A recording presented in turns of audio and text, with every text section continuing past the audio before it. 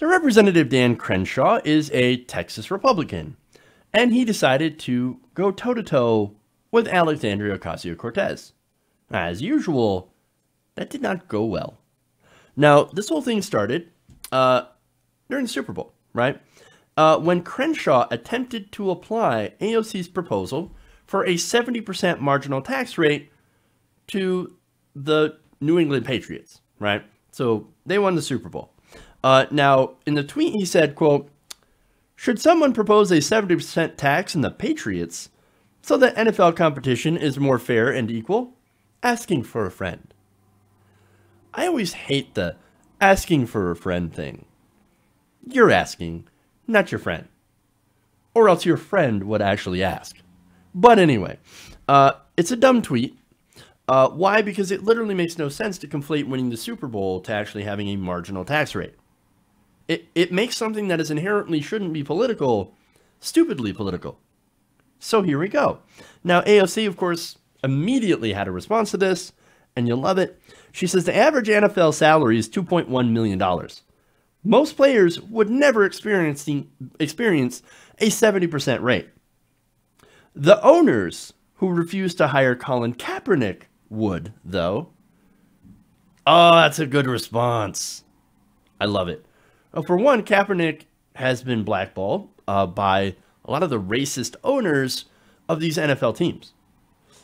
They would rather, play fealty to Donald Trump and this anti-Kaepernick sentiment for him kneeling during the national anthem to actually highlight police brutality against African Americans. So bringing him up, that's an excellent move, especially considering talking about football and the Super Bowl.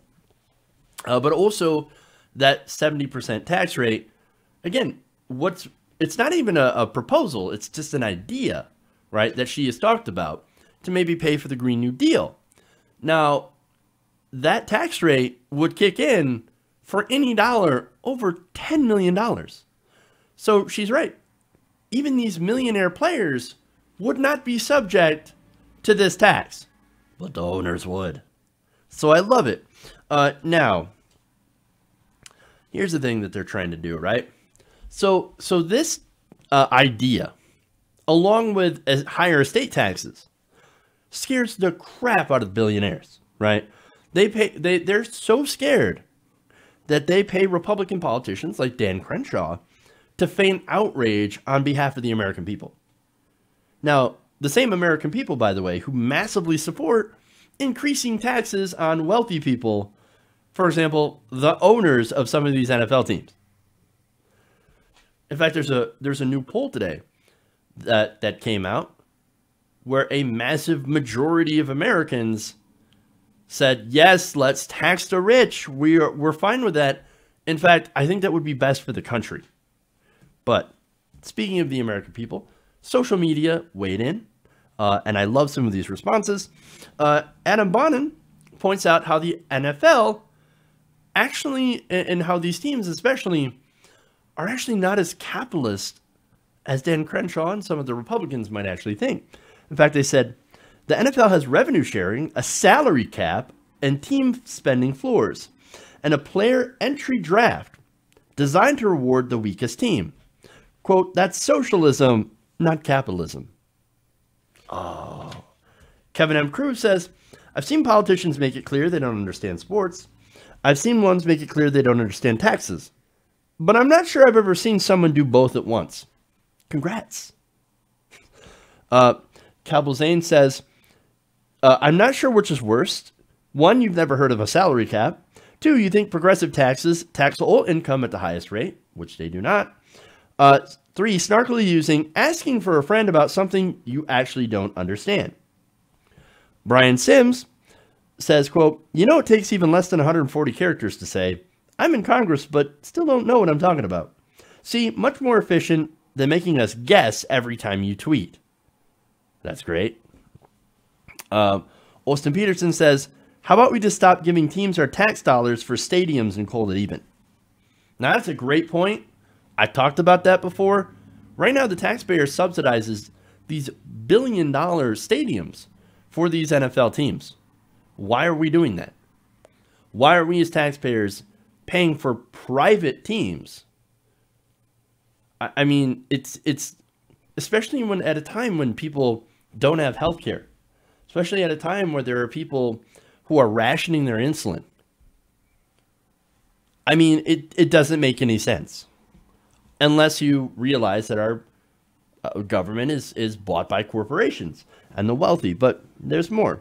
Jack Schwei says, your friend is ill-informed and doesn't know about draft picks, revenue sharing, and salary caps. He should watch more football.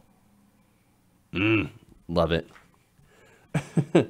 Then Toronto says, do you ever get the feeling that people are laughing at you and not with you? All the time. All the time. No, I'm kidding.